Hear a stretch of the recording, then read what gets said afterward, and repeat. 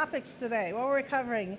Tom and I are going to talk about just what's going on with the National Glass Association, how we're taking care of the industry, and some of the items we're going to touch on is like what's most current, what we think of, and of course if you have questions, interrupt us and ask a question, please. So I'm going to go over what does NGA advocacy does for the industry. We're going to have Tom talk about natural lighting, classrooms, dorms, and apartments, energy efficiency where it comes to the I codes and all of the different standards, buy clean programs, embodied carbons, EPDs, and I'm going to have an action item for you all, so make sure you have your phones ready. Talk about glass recycling and end-of-life study, and then of course some protective glazing and school security, bird-friendly glazing and things like that. So, then of course we're going to talk about some big wins on natural, on daylighting as well as bird-friendly. So what does NGA advocacy does for the industry? So first of all, National Glass Association. We're not just here just for GlassBuild. We have a whole bunch of other different things that we do all the time. We have the glass conferences, and we are about 1,900 member companies, primary flat glass manufacturers, fabricators, glazing contractors, installers, and suppliers. So we actually have in our membership covered the entire supply chain. And I like our vision statement here is like we envision a future in which glass is the material of choice to enhance spaces where we live, play, learn, work, and heal. So this is how usually everybody else outside of the glass industry sees glass. They see pretty buildings, they see in their homes some really nice colors and things like that. This is all wonderful. This is how, for those who were here about an hour ago, you saw this diagram. This is how we see glass. So glass is being asked to do so much more than just protect us from the outside. So glass is there for us where it comes to security, hurricane, energy, flood, birds, bird-friendly, turtle-friendly, fire, acoustics, views, daylighting, recyclability, reusability, decorative, and of course safety. And then there's different types of glass. We have clear, tinted, laminated, vacuum. There's so many of course you all know all of this. But it's like for us on the advocacy team is like how do we keep glass in buildings? Because we have a really amazing product, multifunctional at that too. So this is what NGA does. From the advocacy team, if there's a building code, a standard, certification body, association or organization, regulation or legislation that impacts or touches glass, we make sure we're trying to be involved. We make sure that we have a voice at the table, so that way we can ensure that we have a future for glass. We do so globally. So I'm personally involved in the International Standards Organization, the ISO codes for glass and glazing, ASTM. Tom Culp is heavily involved in a lot of the energy side of things as well. So a lot of stuff going on all over the time. And how do we do that? Here's our team. We have a team of 8. Of course, myself, you saw Karen Wiegert earlier, as well as Georgia Ayler. We have Amber Johnson, who's in our office. Of course, you have Tom Culp. Tom Zrember is a fire and structural consultant. And we have Nick Restatar, who's also, but they're not here today. And of course, some of you might have met Lakeisha Woods already. 221 hours in our expertise in the glass and glazing industry. So it's not just like, we're just here just for today and then we're gone off to something else. We've been in the industry for quite some time and we want to make sure that we protect the industry for quite some time. Defend and protect. One of the things many years ago, I kind of just asked the consultants, what do we want to get done in this industry? I feel like if we're always trying to make sure that we're defending window-to-wall ratio, it's always a big fight with everything else. Everybody else out there wants a part of that building. We're here to make sure glass stays in. The larger piece of glass that we have, the larger frame around it. The larger the spacers, the larger the sealants, the larger every single thing else that goes in it. So we try to make sure larger pieces of glass. So defending and promoting or protecting, we've stopped multiple attempts of reducing window-to-wall ratio. Not just the Battle of the Wall, but much more. Stop proposals that has misapplication of products. that conflicts with other building requirements or cost prohibitive or impractical use of glass. And of course, we stop proposals that restrict compliance as well, performance paths, limits, and all of that. But one of the things that we're also doing on the positive side is that we promote daylighting. He's going to talk about some daylighting wins that we just now had about a week ago. So daylighting requirements in more spaces. We're trying to do more promotion on energy efficiency products, increase compliance, flexibility for existing building retrofits, and of course, improve credits for shading, dynamic glazing, building integrated photovoltaics as well. All of our materials, it's a member. So it's also not just GlassBuild. NGA has lots of committees. Every single member has one voice, the equal voice. So it's a consensus process. We build a lot of different technical documents for the entire industry. We have standards, we have building practices, we have manuals. All of these are free for members to download. There's a QR code if anybody would like to do it. I don't know if Culp is in your way or not, but so you can go to our website. It's glass.org/store, and you're able to get all of our information for free. We also have design guides. One of the things that we've done and we've prided ourselves with is that within the glass and glazing industry, our members work on solutions for the rest of the industry, not just members, for the entire industry. One of the ones that we'll talk about is our best practices for bird-friendly glazing design. This is something in which industry worked on. We sent it off to all of the different experts at the for bird-friendly, and now we're also have it at the code level as well as at a standards level. So one of the things that we do, we build it in-house, have industry use it, and then we make it into an international standard. Those are also free. And then we have about 90 technical documents that talks about anything and everything. This one's up there is about dynamic glazing, and I think construction site protection on things like that. So we also have AIA presentations that's on there. If you are an AIA provider, we have the presentation with the speaker notes. We give it to you. You can take it as your own, because when you're speaking with architects, one of the things that they don't necessarily want you pushing their own or your own company material. They would like something that's neutral. These are presentations that you can use. We also have AIA credits for architectural record. We have an academy there that has many different presentations that's there if for architects need their things as well. And so then we also do a lot of advocacy. Glass and Glazing Advocacy Days, where we go to Capitol Hill. We talk about what can we do legislatively to help with glass. How do we keep glass in buildings legislatively? Whether that be energy efficiency, where it comes to credits for different types of newer products, where it comes to protective glazing or any type of school security or anything like that. That's also something that we have worked on. On our website, lots of different webinars. This is actually going to be one of the webinars that's going to be on there in about a month or so. But we have quite a bit of them every third Thursday of every month. We either have our residential trends that we talk about, quench your thirst for knowledge, kind of like the technical talks, and of course the technical know-how on things like that. Follow us, LinkedIn or Facebook or anything else, but there's also on this QR code, you can sign up for our monthly newsletter so that way you can be abreast of all of the things that we have going on. There's always so much where it comes to standards, where it comes to codes, where it comes to anything that's impacting the industry. We try to make sure there's a lot of information out there. I'll turn it over to Tom to talk about some of our wins now. All right. So Urmilla kind of gave a high-level view of like what the association's doing for the membership and the industry. Now we're going to dive into some of the specific activities that have been happening over the last year, months, even last week. And so the next time we'll talk about is natural light in classrooms, dorms, and residence, and apartments.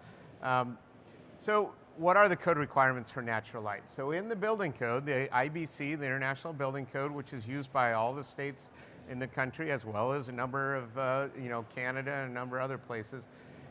There's a provision there that requires habitable spaces to provide either natural lighting, windows, or artificial lighting. But that's an either or. not necessarily both, which is a little weird because in most cases, you're going to have both. You need lighting, nighttime, wintertime, but you still want to have windows in there too. But some were using this as a loophole. It doesn't say you have to have both. And so there was a loophole. You may have read about this in a lot of the trade press. There were people trying to build windowless dorms in Michigan, Texas, California. Munger Hall was one that was talked about in California. And I mean, think about that. That's just horrible. I mean, you know, to have your kid like trying to live, learn, you know, work, grow as an adult in a space like that.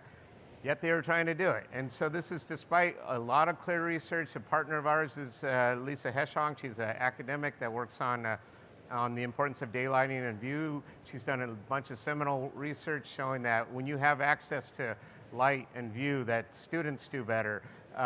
You know, they learn faster, they are healthier, they're more productive, better, you know, just so many clear benefits that we also highlighted in the last talk.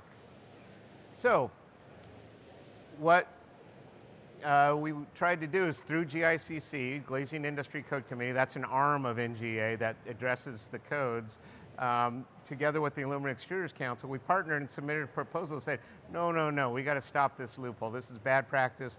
Let's put in a requirement that makes it very clear in the code that you must provide both natural light and artificial light, electrical lighting, in classrooms was our focus. You know, as this part of this concept that there's a basic right to light, is the way Lisa talks about it and others talk about it. And then pleasantly surprised, but we started working together with AIA as well as Professor Miro, who's at architecture at UT Austin. They put in similar proposals doing the same thing for living and sleeping spaces in group R occupancies, which is dorms, as well as apartments and hotels.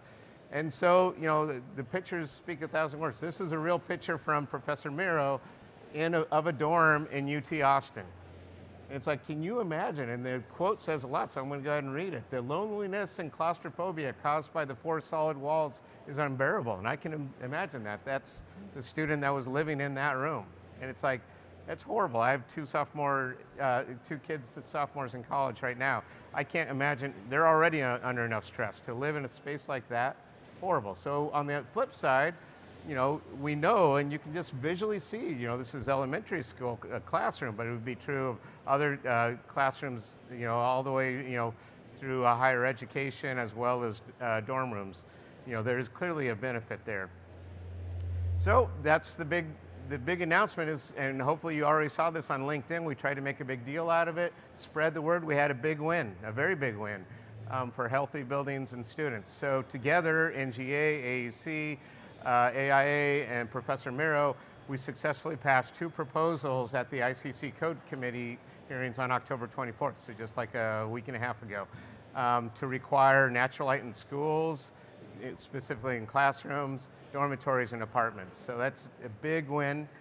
We're not done yet. You can see the votes there. They're not unanimous. This was a committee vote. The next step is there'll be a hearing in the spring before all the code officials, and we have to defend it there. So it's not a done deal, but it's a really big step forward.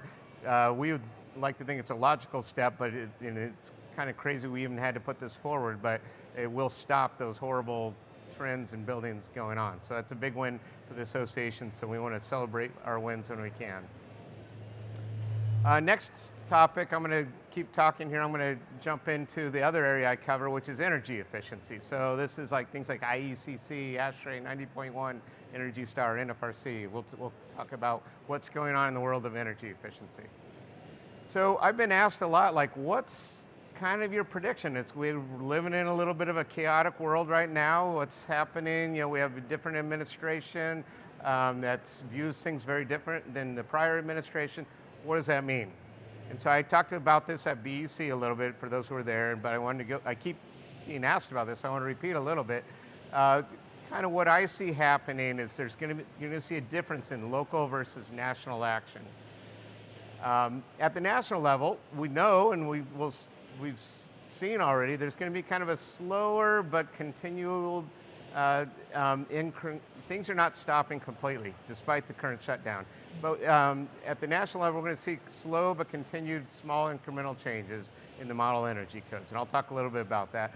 But then kind of the new part is, I think we're going to see this slowdown at the national level cause an increase in regional activity. And we saw this last time in the 2016 to 2020 range. And I think we're going to see the same thing here. And this is the one place I'm not political, NGA is not political, but this is one place where we will see a political split. We'll probably see less activity in red states, more in blue states, but also blues at the local level in cities, in blue cities in red states. Atlanta being an example, Austin, Dallas, places like that. So I'll give you some examples of what we see happening out there. So from a high level, what's this mean? It creates both opportunities and threats. You know, we have to watch for tax on window area in any of our codes. We always do that. But also some of these local activities are creating new opportunities for high performance products. Vacuum glazing is, you know, becoming more mature. It's been there for a long time, but now it's expanding, becoming a more mature technology out there, more widespread. Triple glazing, for surface low E, advanced spacers, advanced frames. There are going to be, we're seeing new opportunities created for those products. So what do I mean about that national level, slow, steady progression? This is an example. This is ASHRAE 90.1, the main energy standard for covering commercial buildings as well as residential buildings that are 4-story and higher. This is a chart on the left that shows kind of the progression, the energy consumption of buildings built to the standard over time. So you want that to go down, and you can see this is a long time frame. This is going back to the 70s. Going back to that start time to where we are today, the energy efficiency of buildings built to the standard have been cut by more than half. That's a lot. Not many other industries can say they've done that much, but it's been done at slow, steady pace, continual, and that's happened over multiple administrations, regardless of politics. This is why I say, yes, we are all trapped in the news cycle this way and that way. I think we're going to keep seeing at the high level kind of this slow, steady progression at the high level. Same thing is true on the windows specifically. The chart on the right is just an example of U factors for commercial windows in Chicago Zone 5. And you see like over a 44% reduction in U factor over the last 20 years. But we've been able to show that it's cost effective and realistic and practical. Right now, you know, there's many people on the floor here showing products that meet these products that, you know, maybe back in 2004, they'd say, oh, freak out a little bit. Can we do that? Yes, we can do it. We are doing it. So we'll continue, my prediction will continue to see that at a high level. And kind of, you know, that steady progression is continuing. My world and Urmilla's world, we're already working on the future. So we're working on the 2025 standard for ASHRAE 90.1, which has not been published yet, and the 2027 IECC, International Energy Conservation Code, but they're already done. The criteria are essentially already done. We worked with the committees to come up with criteria it's a comprehensive change that's coming. I don't have the numbers for you, but contact me. I'm happy to provide them to you if you want to know what's coming. But to make sure they're cost-effective, practical, number one, there's no reduction in window area. We're seeing small incremental changes, like 3 to 10% in U factor. Okay, not a big deal. Solar heat gain is pretty much staying the same because it's already been optimized. Higher in the north, lower in the south, with one exception where it is going a little bit lower to the 0.23 solar heat gain in zone 0 through 2. That's the pretty far south, up to about Dallas is about the highest, the most north. But we'll see more warm edge spacers, more thermally broken frames, more gas fill in all zones. And then in the northern zones, you're going to start to see more forced surface low E, high performance thermal breaks. And then far, far north, zone 7, 8, that's like northern Minnesota up into Alaska, triple glazing. But the main point is we have those products. We can do that. It's all good. A lot of words, I'll just make it very simple. There's a lot of rhetoric in the news about renewable energy. Is it going away? Is it advancing? Energy codes, it's still there. It's increasing, which for us includes glass and PV and building integrated PV, BIPV. they've maintained and actually are increasing their renewable energy requirements that are embedded in some of the newer energy codes. So renewable energy from a PV standpoint will continue to increase. There's also for designers, so the designers in the room, those who want to be more proactive and use higher performance products, you get credit for it. So both IECC and 90.1 do have ways to get credit for higher performance envelopes, triple glazing VIG, extra renewable energy, tighter air leakage, as well as there are some new aspects in there allowing you to take credit for automated shading or dynamic glazing. So let me know if you want to know details about any of that. On the residential side, that's mainly dominated by the IECC, not ASHRAE.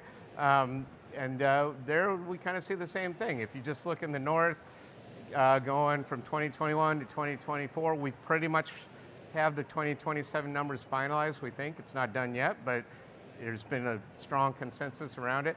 It's just small steps.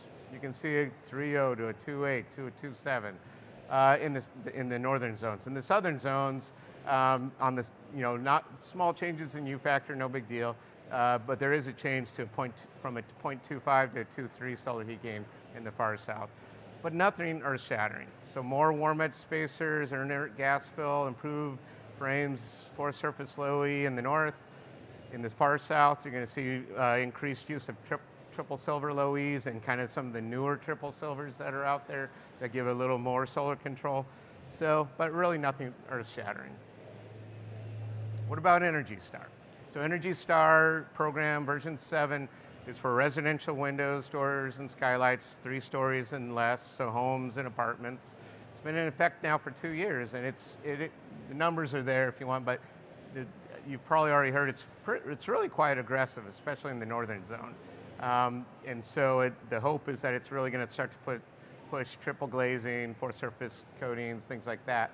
But there's been a lot of news. The current administration proposed eliminating Energy Star, and not just the Windows program, but the whole thing. Everything from refrigerators to thermostats to anything covered by Energy Star. They were trying to get rid of the whole program, but the news is no. There was big pushback when that was announced. There was big pushback from industry, from building owners, builders, manufacturers. They said, whoa, whoa, whoa, we actually like this program. It's a public-private type thing. It's good for marketing products. Home builders use it to market Energy Star homes. Energy Star Buildings program is used for tax credits and benchmarking ordinances on the commercial side. And so the overall program, they realized, okay, maybe that was a little too aggressive, so they've backed off. And because of that pushback, both the House and the Senate Appropriations Committees have put in a specific line item into their draft budgets to fully fund Energy Star. Now, of course, we got a shutdown. So what's that mean? We don't know. So if no budget is approved, or if they just do a continuing resolution, it may not be canceled, but they may also not spend any money on it. So it could just sit there. It's called impoundment, which there's a big debate whether that's illegal or not. But it's looking like it won't be canceled, so it is continuing like normal for now. And utility programs are still looking to Energy Star as a basis for incentives, like Wisconsin is looking at that right now. So Energy Star is still there, but it has created a lot of confusion in the marketplace. I just wanted to briefly mention PAWS. PAWS is a partnership for advanced window solutions. It's another public-private cooperation partnership, kind of like Energy Star is. This is specifically for windows. It's DOE, national labs, utilities, and then industry. So I'm there along with some of our members, like kind of representing the glass industry on how to promote, kind of voluntarily promote the higher next level of performance, high performance windows. Both residential and commercial. This is an event that we were just at in Minneapolis, focused with high performance builders, home builders, to try and get them to look at triple glazing, VIG. We're also looking at minimum housing ordinances, which is basically kind of the flip side of the market, like older existing homes. What's your bare minimum? Like, there's a lot of single pane windows out there. How do you get people to replace it? Some of these cities that are listed there have ordinances at a time of sale, or or a broken window, you have to bring it up to like at least a minimally compliant window. And so it's a way to kind of address the existing building market as well. Let me know if you have questions about those. So that's kind of all stuff happening at the high national level. Despite a lot of rhetoric, things are just kind of moving along in a good direction. But I mentioned there's going to, there is a retraction from the federal government level, and that leads to some of the states and cities at the local level deciding, well, all right, fine, I'm going to do something on my own. So I have a couple examples of regional activities. One is Colorado. So Colorado passed a law a little while ago that addresses all residential windows, doors, and skylights sold in the state or offered for sale in the state must meet Energy Star version 7. That's a big step, that you must, now it's putting the onus on the manufacturers, not the person occupying the home. You violate a building code, it's the building occupant that is technically at fault. Of course, they're going to point fingers at whoever built the home or the architect or whoever, but technically the responsibility is on the building owner. Something like this, the responsibility is on the person selling the product, whoever's selling that window. And so it really raises the level. And there was some question, Energy Star version 7 in Colorado is quite aggressive. It really pushed triple glazing, but there was some pushback from about affordability and cost, and this confusion about Energy Star fed into it, and they backed off a little bit. So they backed off to the 2024 IECC instead of Energy Star. But so it's nothing, crazy, but it's at least it's still an improvement. It's a 0.30 U factor for windows and doors. No solar heat gain requirement in Colorado. That's the northern zone, and it's a compromise that gets more people on board.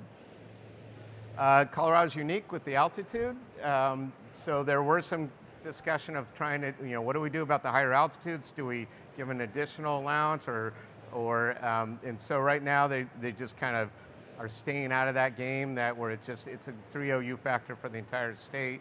But just wanted to note that there are more and more manufacturers doing high altitude argon. It used to be said you can't do a gas fill, you can't do argon at high altitudes. You can. And there are companies here that are showing you how to do it, and more companies are doing that. There are different ways, pre-equalization of the IG unit, it seems to be one of the ways. There's people here you can talk to and learn more about that. Also in Colorado, they have a model low energy and carbon code. It starts July of next year. Basically, it's the modern energy code, but then adds on stuff about extra solar. So glass going into PV, as well as electric vehicles, electrification, stuff that really doesn't involve us. But that is an example where Colorado said, all right, we're not going to wait on the federal government. We're going to move a little faster on our own. Illinois. So Illinois just recently updated their Illinois stretch code. This is used for state-funded buildings, but local cities can adopt it as well. And so that could be a small proactive town, or it could be Chicago. We don't know yet, we'll see. But it's based on the IECC, the most recent version of IECC plus some. That says final approval expected September 30th. They did do that. Sorry, I forgot to update that. It has been approved. So for commercial windows, it's a 2.8 U factor fix, 3.2 operable. So that is a notch beyond like ASHRAE 90.1. So it is more advanced, but it's still achievable and practical. So it's going to push some of those higher performance technologies. Residential thing, they're looking at like kind of a 2.7 U factor. So again, very reasonable, can be done. It's just pushing the higher performance products. Boston, going up there. So they have the new net zero carbon zoning policy. This started in July of this year, so it's in place now. All new building projects now have to look at carbon as well as energy. So they have to report embodied carbon, EPDs. Urmilla is going to talk a little bit about that. Large projects have to do whole building life assessment. Plus, they have to meet a very aggressive energy code, the most aggressive energy code in the country. So there's a lot going on there that's way beyond what is happening at the national or federal level with other buildings. So Boston's probably one of the examples of like really regional action going beyond the national level. And then this is not Boston, this is ASHRAE 90.1. I did want to notice that's kind of the national standard, but to try and help cities like Boston, they said, well, let's try to put a little uniformity around this, so they created a net zero energy building voluntary appendix. So it's a voluntary appendix that for a city like Boston, if they want to do it, then they can just say, okay, I'm going to do it this way.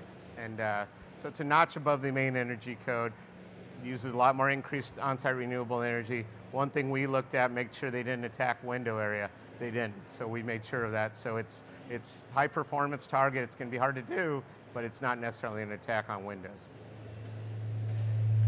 Now, all those were examples of certain states or locations kind of jumping ahead of what's happening at the federal or national level, want to be more aggressive.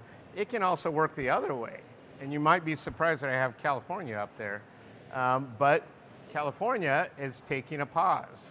So what they're doing, they have a pretty good, strong energy code already, but this cycle that's coming up for the next couple of years that they'll be working on, they said, you know what, we're not going to really make big changes. They're really just doing small tweaks. We're going to do one small tweak in Windows. It's really no big deal. And then probably the bigger news is they have this in response, if you're in the last talk about where Karen spoke about wildfires after the Palisades fire that just decimated a lot of residential homes in California, they put a pause on what they have are known as reach codes. They said, you know, okay, no residential communities can implement these reach codes for the next 6 years. And that's because they want to speed development and rebuilding of some of those residential areas. Residential only, but it's kind of interesting. California's taken, not a step back, but just taken a pause is the way I would describe it. Now, a step back would be Missouri. Missouri introduced bills to roll the energy codes backwards. And this has never happened before. This is very rare. From 2018 back to the 2009 code. And that's like, what? And you know, we're going to go back to double pane clear glass, no low E. You know, it's silly. You know, I think it's something that looks easy on paper, but in reality, why would we do that? And so it did, and ultimately they came to their senses. The bill died, it did not go anywhere. But it does, I just wanted to use that as an example that this sentiment of regional activity can go both directions. So there is some sentiment out there, and you know. Last thing before I hand it back to Urmilla, NFRC. NFRC is the gold standard for calculating U factor, SHGC, VT, and all the standards, energy codes reference it. It says you have to use those numbers. It doesn't say you have to do the full label, but you have to have U, SHGC, and VT numbers calculated in accordance with NFRC procedures by an independent lab. Residential products, the easiest way to do that is get the label. And so that everyone's familiar with that. You see that everywhere on residential windows. You see the NFRC label, and that is the gold standard. For commercial products, NFRC numbers are used quite regularly, but for product, and they're used for product information, specifications, code compliance. But the full use of the NFRC program, which is either a label or a label certificate, has been used less because of speed, concerns about speed, cost, flexibility. So they know that, so they've been working on that on both the residential and commercial side. On the residential side, they have a new program called LEAF. It's a horrible acronym, linear, blah, blah, blah, blah. I can't even remember. But it's a way to give a little more flexibility in the residential marketing program, like where a residential manufacturer, if they want to swap out the type of glass and very quickly recalculate their label numbers, they can do that. Commercial side, they've been working, staff has been working with industry for the last 6+ years to revamp their program to make it more flexible. There are two paths here for architects in the room who tend to work on more customized projects, especially large projects. You can do a custom product path where you just have one lab certify every product on your building. And then you get one certificate for the whole building. So that, you know, that's something that architects working on kind of a more comprehensive big project may be interested in. Or there's a product path where, like more from a manufacturer perspective, they can combine this frame, but very quickly combine it with different glazing options and then spit out in real time a new certificate for that product with the rating at standard size or at actual size. That's a big debate. You can ask me about it if you want. I mean, your U factor at the real size is different than the NFRC size. Ask me if you want more information about that. So they've been working on that, and they're done. So the staff has been working on the implementation. It is now in place. So products, all new product certifications have to start using that program now. For manufacturers in the room, if you're a spacer or glass manufacturer with products in the NFRC database, don't worry about it. It's already been transferred over to the new program. For framing manufacturers, you have 6 months to do it without any retesting, which is money. And I just talked to Kevin Lauder at NFRC yesterday. He said most have already done it. If you haven't, they will help you do it. But go to their website, you can find out new information on the new commercial program at NFRC, which will hopefully be a lot more flexible. So question for some of you. How many of you were here last year and kind of heard us give an update? There's a couple, that's good. But I like that there's new people, so that's why I added the next couple slides. So last year, we were all excited. A year ago, we were so excited because NGA was selected for an EPA grant to help with industry on embodied carbon, on all of these things and all of that. So NGA was the only glass representative that's on there. And so we had high hopes. We had 4 different projects that we were going to do with this EPA funding. One of it was for the primary flat glass LCI data aggregation. We're going to work on an EPD generator tool for processed glass, EPD development, assistance for glass fabricators, because that's something in which we know that glass fabricators, sometimes they're being asked for it, sometimes they're not. It's very expensive to get, but nobody knows necessarily like who's going to ask and when, but it takes a lot of time. And then of course we had an end-of-life LCA data collection and architectural glass recycling.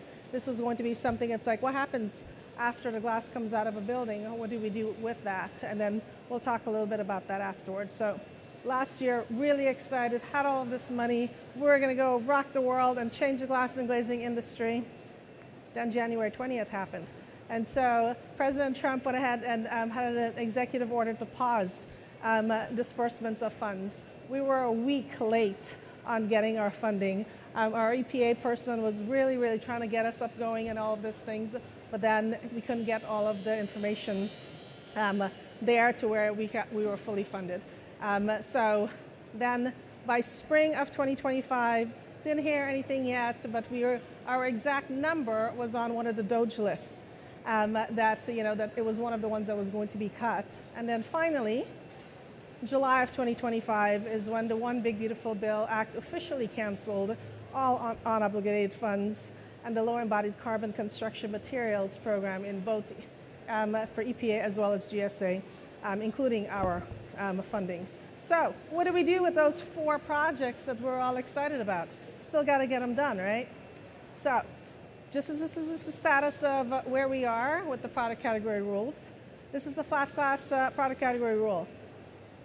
Back in the September 30th, expired.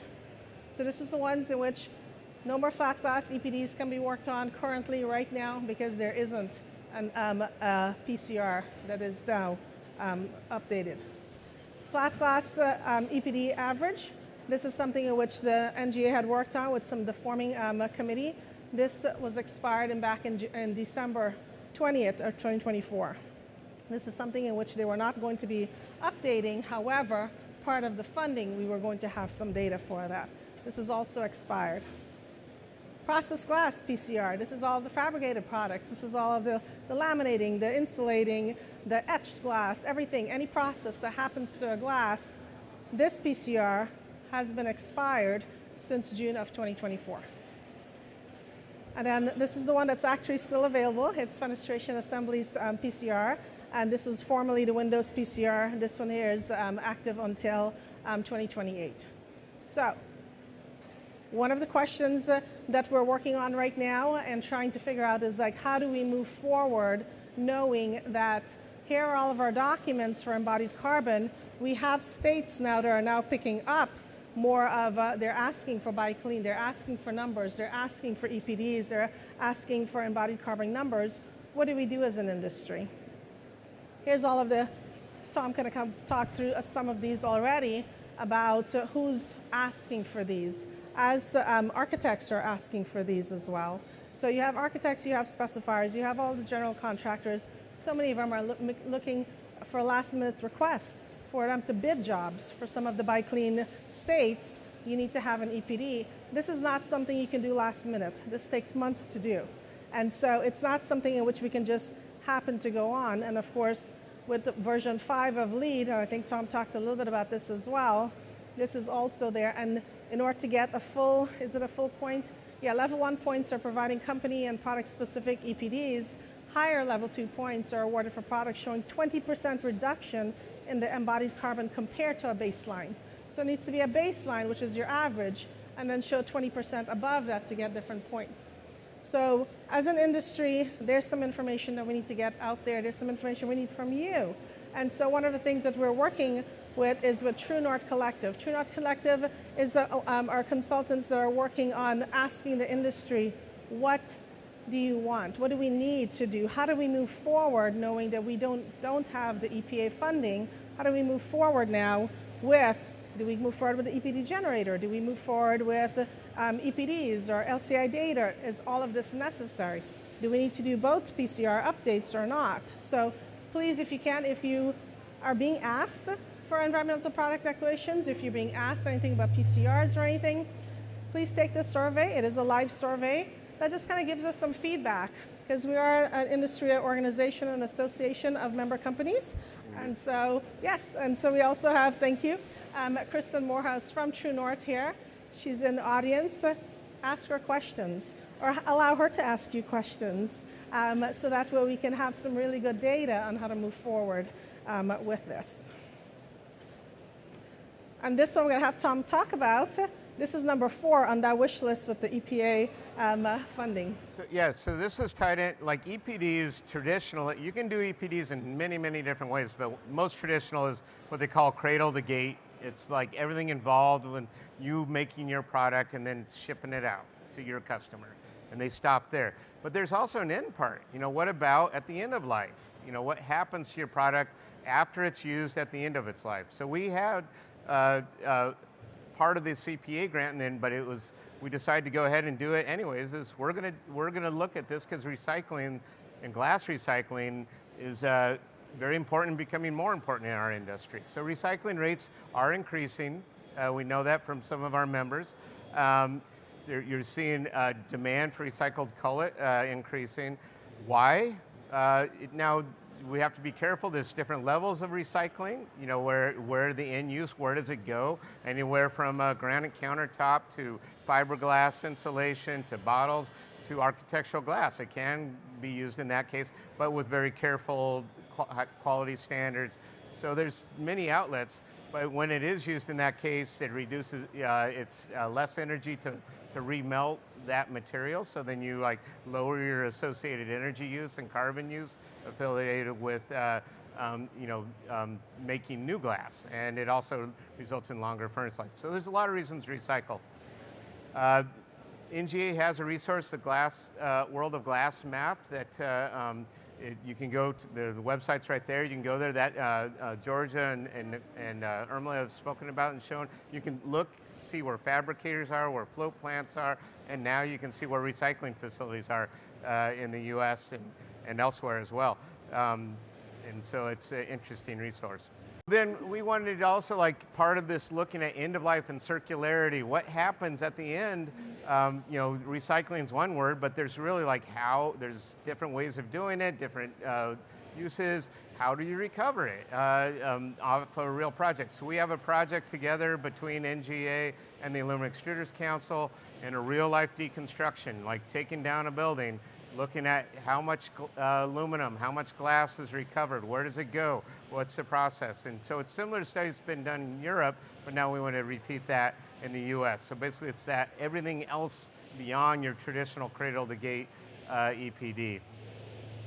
And we have a building. So this is our first building. It's actually a parking garage, but it's a big one with a lot of glass and aluminum and other materials on there.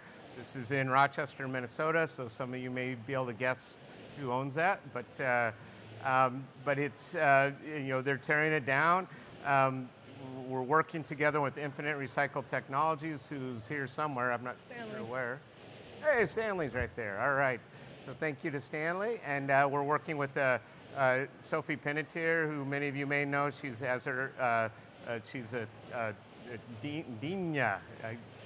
You got to do the French pronunciation, but she's our third-party LCA expert working on this, and it's underway. So I happen to live only an hour away from there, so I've been able to sneak over and take pictures. And so it's underway. They're taking pretty much all the glasses off. So we're going to be tracking that, the recovery and where lessons learned. And then next we'll be looking at aluminum and some of the other materials. So Sophie will be providing a report in the spring, most likely at BEC or GFAB, I guess. I'm not sure now. Yeah. But we'll know more in the spring, and we're also looking at some other future sites to look at different ways that glass can be removed and recovered and all that. So a big thank you to Infinite as well as Dean for doing this, and go check out their booth. You guys have a booth? 2050. 2050, So there you go. at booth 2050, for any of the exhibitors that are here, once you break down, Infinite will be recycling the glass that's in the booth. This is also one of their things that they're trying to do. So there's Stanley holding up the thing. So we're really excited that the glass that's being used here will actually be recycled. It's not going to go into the landfill. Thank you, Infinite. Glass. Okay. Last section. Last section, protective glazing. Some of you were probably here for the last session, but just real fast on the code aspect of school security. So our one-pager for legislation is that school security, windows and doors respond first. This is something in which we're very serious about. It's like if an attacker cannot get in, then it buys the time for occupants inside of the school or in the home or the office or anything like that. So this is something in which we're trying to do legislatively to change, and so asking for federal legislation for funding appropriations for schools, so that way we can change out the doors, windows at the very area. Thank you for your support. And so we're trying to make sure that we're trying to get something in legislation, because a couple of weeks ago at the codes, it did not go so well. So the average length of an active shooter is 8 minutes. The shortest is 90 seconds. If they cannot get into the building, it's less. And so response time for first responders average about 3 minutes. So this is something in which we can do something about. The glass and glazing industry, we can harden a building. We can help buy time for an attacker to get inside of a building. One of the things that frustrates me, and I know many of you as well, is that there's no building codes for school security. There's no security or forced entry or any type of like that in the codes itself. GICC with NGA had put together a proposal for school security for the building codes. However, that did not work out. But what was really hopeful and helpful is that some of the building officials who were there, as well as consultants, are saying, do not give up on this. This is something that needs to happen. And some of the advice we got was like, well, how about you go ahead and try to see if this is a life safety issue instead of now introducing security to the building codes. So the consultants and the staff, and of course with industry, will be working towards what that looks like for the next edition of the codes. One of the things that we're putting in, especially in our codes as well as legislation, is to recommend ASTM F3561, which is the standard test method for forced entry resistance of systems after a simulated active shooter attack. And it serves the entire industry. It's not just a glass test, it's not just a frame test, it's not just the hardware, it's every single thing. And I have some videos here. This is a door that has already been shot at, and then you have now the impactor. That door did not open up. Here's your window. So it buys time before that assailant is able to get into that building or that school. It allows people the opportunity to hide and go into what they need to protect themselves inside of a school or an office building. Some of the solutions we kind of talked a little bit about before is like security glazing can slow down an attacker. It's allow personnel to see the impending danger when you have the views at the front end of a building, to see what's happening, to be able to start the lockdown procedures and all of that. It can be designed with force entry or bullet resistance or anything like that. It looks just like regular glass. It's just like your regular everything that's there right now. No one's going to know what's going on with there. So, and provide passive protection even during power outages. Sometimes there are things where it's like, hey, a power outage happened, doors are automatically open. This is something that still happens. Switching to bird friendly, again, we kind of talked a little bit about that in the last session as well, but this is just to let you know on the code side and also on the standard side. As industry, we did work on a bird friendly glazing design guide. There's lots of requirements in there. And I mentioned already that we have a database that's on the members only side that kind of shows every single state, every area that has, like some cities have like lights out program or different things. So you have different areas that have different types of legislation or their requirements on bird friendly. So all of that's on there. Different places require different things, different materials as well. So here's the legislation that kind of helps. I'm gonna have Tom talk through about this big win at ASHRAE. Yeah, so there's a lot of variation. So far, the bird-friendly requirements have been really implemented scattershot ordinances. You know, San Francisco's different than Chicago, different than New York. And so to try and promote a little more uniformity, we decided, well, let's take what we recommend from our design guide that NGA's members developed and put that in the green code. So the green code is, there were two that were merged, so it goes under two names. There's ASHRAE 189.1, and then that becomes the International Green Construction Code. And so we put in a proposal that, based on the NGA design guide, specified where it's required. So it's basically, you define that, but it's basically 90% of the vertical fenestration, glass spandrel, and skylights below 100 feet. But it also has language in there talking about glazed corners, skywalks, glass railings, vegetated roofs, things like that. You know, roof patios, things like that. And then where it's required, what's required, and this is a prescriptive standard, so it has language that includes all the different technologies, opaque, translucent, etched, as well as UV markers. And then it's kind of essentially the 2x2 rule, if you know that, which is, you know, markers spaced every 2 inches. But it has flexibility and wording in there so that there's a certain new way that you can do dots, lines, random patterns that a certain sphere or circle can fit in, and so it's meant to be flexible but provide that protection for birds. And so then the good news, if you go ahead and click the next one, is success. So they were very welcoming of this. The committee supported this unanimously through 2 public reviews. It's now being processed for publication probably at the end of this month. So it will be published as a separate addendum, and then that will automatically be incorporated into the next full book of ASHRAE 189 and the 2027 Green Construction Code. So it's another example of taking advocacy, or something our members wanted us to do. We bring it to them, we worked with the committees, and now it's going to be real life where now cities and states can adopt this around the country. And then most importantly, it's not chaotic from different state to different state. And so here's something that's harmonized, so that way, as there are different projects, you'll have everything that's just one. And one of the last things I want to mention is that the design guide, because there hasn't been a standard at ASTM, do you use the field test, or is it the tunnel test? There has been that debate for at least a good 12 years. At ASTM, one of the things that our members had decided, it's like, hey, we have this document, can we make a practice, an ASTM International Practice Guide at ASTM, so now we have a standard that's out there to now use. So this is a new task group in which we're working on at ASTM EO651 task group. So I think that's what we have, Tom.